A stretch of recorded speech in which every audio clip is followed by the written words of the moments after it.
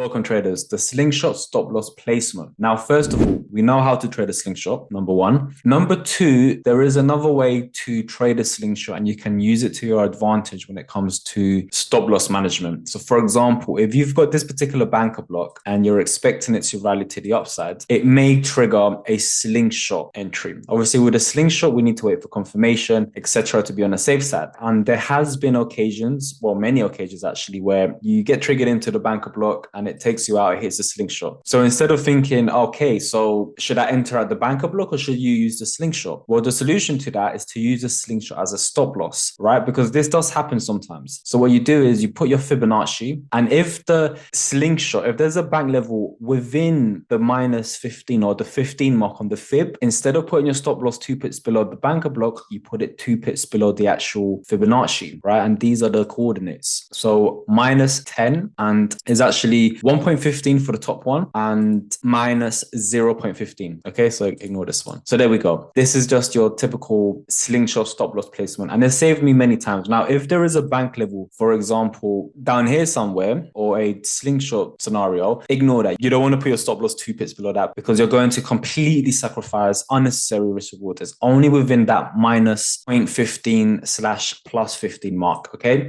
so any bank levels that is below this point of interest, you just ignore them. Ignore them as a slingshot. You're only using this particular Fibonacci for your stop loss placement if there's a bank level near it, right? And obviously, if you see a slingshot entry and there's a bank level here, then you know what to do. You wait for confirmation, break a structure, equal lows, etc., etc. Now, vice versa, if you're looking for shorts and there's a bank level within that point of interest, you can put your stop loss 2 pips above this point of interest. So every now and again, it might just do this and then you get saved, right? Because of the Fibonacci. Just make sure that your stop loss is 2 pips above if the bank level is within the Fibonacci. Let's look at some actual examples, right? Let's say this particular large banker block is most likely off the M5. There is a bank level right here. Ignore this bank level because it's way too far. If we actually put in the fib, notice how it's above the particular Fibonacci tool. This particular bank level, for example, is not inside the Fibonacci area, right? The 1.15 or the minus 0.15. Whereas this particular banker block, it's, it doesn't have to be perfect. This is enough. You can actually count that in. To be fair, it doesn't have to be too perfect. It might spike a tiny inch C. It might spike a millimeter up. That's fine. You can actually include it. Doesn't mean you need to change the fib to minus, 1.16 or 17. No, 1.15 is enough. I mean, when it's this close to it, that's completely fine. This example here, this Fibonacci, if we put in a fib within the actual banker block, is an area. Yes, there is. This is more clearer. Notice how there's a bank level right here within the zone, right? So instead of putting your stop loss 2 pips below the banker block, put it 2 pips below the actual slingshot area. Because there is going to be times where price action comes down to your point of interest. You've been triggered in after confirmation, etc. All the confluences, it reverses and it might just do something like this and then trigger this bank level. And then it rallies to the upside and you get taken out, right? But if your stop loss is 2 pips below the actual slingshot, at least you're safe, right? You're more than safe, right? So just an example of trading the slingshot. I could go on forever showing you other examples, such as I just look for some banker blocks or something. Okay, this particular banker block here, valid entry, been triggered in. Is there a slingshot scenario? Well, there is a bank level just below, as you can see. Obviously, this one would have failed. I'm just showing you guys how to actually map it in, right? Is it within the point of interest? Yes, it is. It's inside this particular point of interest. In fact, is this even a valid bank level? Right, let's look at another example and then we could wrap things up. Okay, this example here on the 5 minute, this would have hit your stop loss, but it's just to give you guys the understanding on how it works. So there's a bit of a